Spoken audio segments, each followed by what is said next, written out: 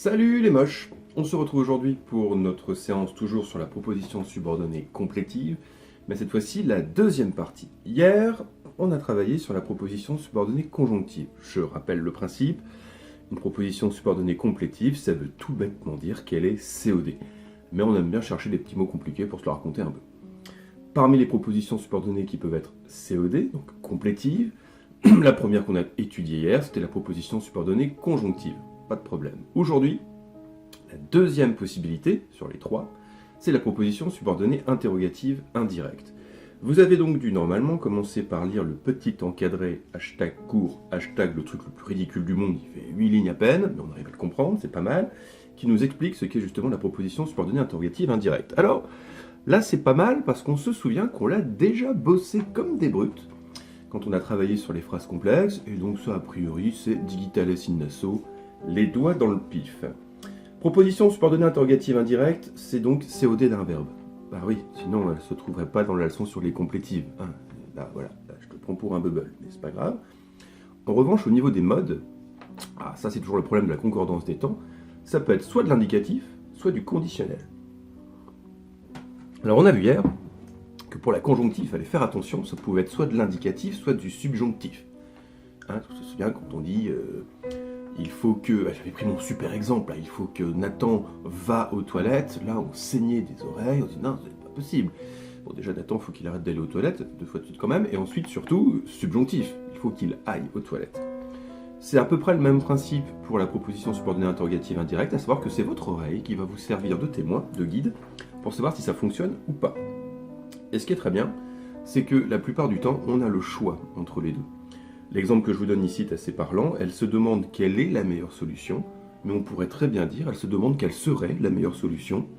On vérifie, on ne saigne pas des oreilles, c'est que tout va bien. Donc les deux possibilités sont tout à fait acceptées. Parmi les propositions subordonnées interrogatives indirectes sont introduites, on l'a vu, par un mot interrogatif. Alors, je ne vais pas vous dire que je vous ai menti, parce que là vous n'allez pas être content. Je vais me contenter de vous dire que j'ai été très généraliste, à savoir que dans la catégorie mots interrogatifs, il y a plein de sous-petites catégories. Je vous demande pas forcément de l'apprendre par cœur, clairement pas, mais au moins que vous sachiez que ça existe. Ça m'intéresse. Mots interrogatifs, ça fonctionne. Mais, parmi les mots interrogatifs, on a donc la conjonction de subordination si. On le sait que si c'est une conjonction de subordination, c'est parmi les deux exceptions si et comme, donc ça, pas de problème. Ce qu'on appelle aussi l'adverbe interrogatif. Pourquoi, quand, et alors, où avec un accent, on dit, monsieur, c'est un pronom relatif. Bah oui, mais quand il pose une question, on dit mot interrogatif, ou plus précisément, adverbe interrogatif. Ça fonctionne aussi. Et enfin, on a ce qu'on appelle le pronom interrogatif, c'est-à-dire que là, ça va complètement remplacer un nom dans une phrase. Qui, quoi, ce qui, ce que, lequel. Lequel d'entre vous a fait ça, par exemple, etc. Ah oui, j'oublie le déterminant interrogatif, quel, quand il accompagne le nom. Quel élève n'a pas encore compris qu'il fallait faire le quiz ce vendredi? Point d'interrogation. Là, on est sur un déterminant interrogatif. Bref, tout ça, ça rentre dans le grand sac des mots interrogatifs. Vous allez en avoir besoin lorsque vous allez faire votre phrase complexe. Je rappelle qu'une proposition interrogative indirecte ne pose donc pas une question directement, puisqu'elle est indirecte. Tout ce qui est signe de ponctuation comme point d'interrogation, ça disparaît. L'inversion du sujet à laquelle nous étions habitués pour poser une question, là aussi, ça disparaît. Il faut qu'on ait vraiment l'apparence d'une proposition subordonnée, je vais dire un peu conjonctive, il faut que ça ressemble à ça, sauf qu'on comprend bien, et on l'a déjà dit, qu'en fait, intrinsèquement, ça pose une question. Exercice numéro 3, qui était donc à faire pour aujourd'hui avec le 4, on commence par le 3, on vous demande d'entourer les mots interrogatifs, et de délimiter par la suite les propositions subordonnées interrogatives indirectes. Bref, on repère d'un œil expert le petit mot subordonnant, qui va être le mot interrogatif, ça m'arrange bien, on l'entoure, et on souligne la proposition subordonnée interrogative indirecte. On fait ça depuis des semaines, ça roule, on se lance. Pablo se demande pourquoi ses parents ne lui ont jamais parlé de son grand-père. Parce qu'il est moche déjà, peut-être. Pardon. Alors, tout de suite, on repère quoi? Bah si, on repère quoi? Bah oui, le mot interrogatif, voilà, pourquoi? Très bien. On repère le pourquoi, on encadre pourquoi. Dès qu'on a retrouvé le mot interrogatif, on sait que c'est celui-ci qui va introduire la proposition derrière, on a la clé, Il n'y a plus qu'à ouvrir la porte. Je suis super fort en mime. Regarde, je peux même sortir en plus là. Ouh, trop bien fait. On prend toute la proposition qui va être liée à ce petit mot subordonnant. On a retrouvé le pourquoi, on souligne tout ce qui arrive derrière. C'est-à-dire, pourquoi ses parents ne lui ont jamais parlé de son grand-père. La seule condition, c'est, je le rappelle, une proposition égale un verbe. Deux propositions, on a forcément deux verbes. La gêne principale se demande, et derrière, j'ai le deuxième verbe qui est à l'intérieur de ma proposition subordonnée interrogative indirecte, ça fonctionne. Le petit mot pourquoi pose bien sous-entendu une question, de façon sous-entendue une question, ça fonctionne. Et elle voudrait savoir comment sa famille est venue en France. Ça pose la question, mais comment ma famille est-elle venue en France, dit-on? Sauf que nous sommes avec une tournure indirecte. Comment, c'est mon petit mot interrogatif, et je souligne comment sa famille est venue en France. Ça marche. Il ignore à quelle date ce voyage s'est effectué. Alors on pourrait être tenté de ne souligner, de n'entourer que lequel, mais on est des professionnels, et on se souvient qu'on avait déjà eu le coup quand on avait travaillé sur les propositions subordonnées relatives, et qu'on avait vu qu'une petite préposition va venir se coller sur le pronom relatif, et ne plus le lâcher, et nous on va être obligé de prendre l'ensemble. Ça va être la même chose pour tout ce qui est mot interrogatif, la préposition, on l'embarque avec. Donc au lieu de prendre quel, on prend à quel. Et évidemment, le reste, derrière, va suivre là encore. À quelle date ce voyage s'est effectué? C'est ma proposition subordonnée interrogative indirecte. Sous-entendu, la question posée, ce serait mais à quelle date ce voyage s'est-il effectué? Toujours faire ça quand on pose une question. Un petit contenant, c'est pas mal. Il ne sait pas si cela a de l'importance pour lui. Oh! Si! Tout de suite, on se dit, voilà, s'il y a un si, conjonction de subordination, c'est parmi les deux exceptions. Voyons voir si ça ne pose pas une question. Il ne sait pas si cela a de l'importance pour lui. Est-ce que cela a de l'importance pour moi? Est-ce que cela a de l'importance pour moi? Je me pose la question. Tournure interrogative indirecte. Donc j'entoure le si, proposition subordonnée interrogative indirecte. Et oui, il y a une question qui est sous-entendue ici. Donc certes, c'est une conjonction de subordination, mais qui rentre dans le sac, cette fois-ci, des mots interrogatifs. Il ne sait pas quand il pourra partir. Ah, mais monsieur, je repère un quand, mais vous m'aviez dit que quand c'était une conjonction de subordination. Oui, c'est vrai, quand est une conjonction de subordination, mais ça peut également rentrer dans la catégorie des mots interrogatifs. Placé en début de phrase, d'ailleurs, ça nous servira plutôt d'adverbe interrogatif.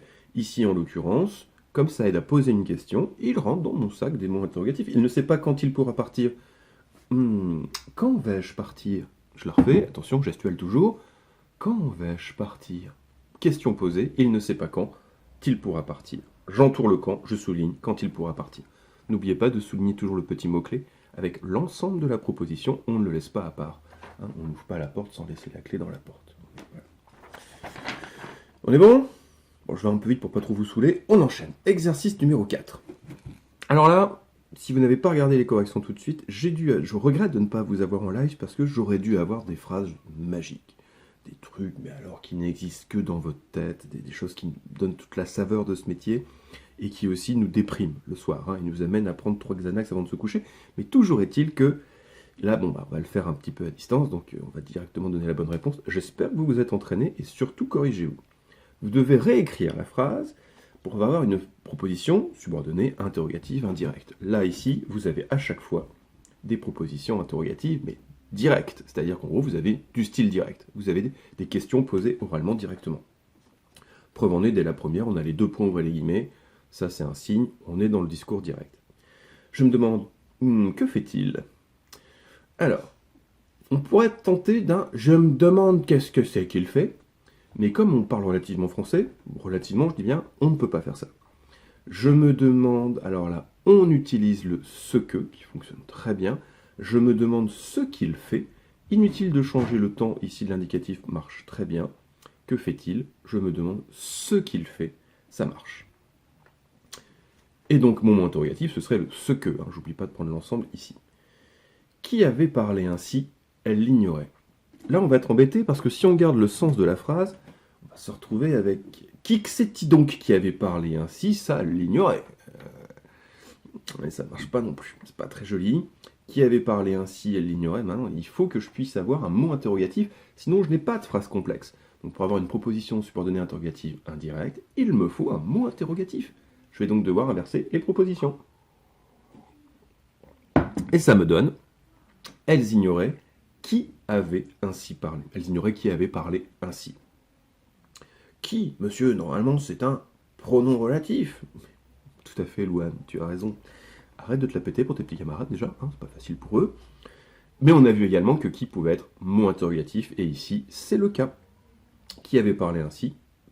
Elles ignoraient, qui avait parlé ainsi, discours indirect. Le temps était-il doux à Nice? Ils ne le savaient pas. On remarquera que nous n'avons pas de guillemets, nous avons juste le petit point d'interrogation. Là, tout de suite, d'ailleurs, on se dit, petite parenthèse culturelle, tiens, ça me rappelle ce que j'ai vu avec le discours indirect libre. Comme si une question était posée, mais je n'ai pas tout à fait la ponctuation du discours direct, et j'ai l'emploi d'une troisième personne, ce qui a l'air d'être le cas ici. Oui, ça pourrait être du discours indirect libre, ce n'est pas ce qui nous intéresse, nous on veut une phrase complexe, il me faut donc un mot interrogatif. Là encore, tout comme la phrase précédente, je vais être obligé d'inverser l'ordre des propositions pour que ma phrase ressemble à quelque chose. Donc, il ne savait pas si le temps était doux à Nice. Meilleure phrase possible. Si vous avez d'autres propositions, n'hésitez pas à me laisser un message sur le site internet de Français Latin. Je me ferai une joie de les lire et de me moquer de vous discrètement derrière mon écran d'ordinateur. Toute sobriété. Il demanda, faut-il apporter un duvet? Là, on est revenu sur du style direct. 2 points, ouvrez les guillemets, pour l'interrogation, pas de problème. On va passer, nous, au style indirect. Il demanda s'il fallait apporter un duvet. Pourquoi est-ce que je ne peux pas garder le présent? Il demanda s'il faut apporter un duvet. Ça ne marche pas, par la simple et bonne raison que il me faut faire la concordance des temps. Il se demanda, vous avez du passé simple. Je rappelle que le passé simple fonctionne avec son frère ennemi, l'imparfait. Généralement, s'il y a l'un, il y a l'autre.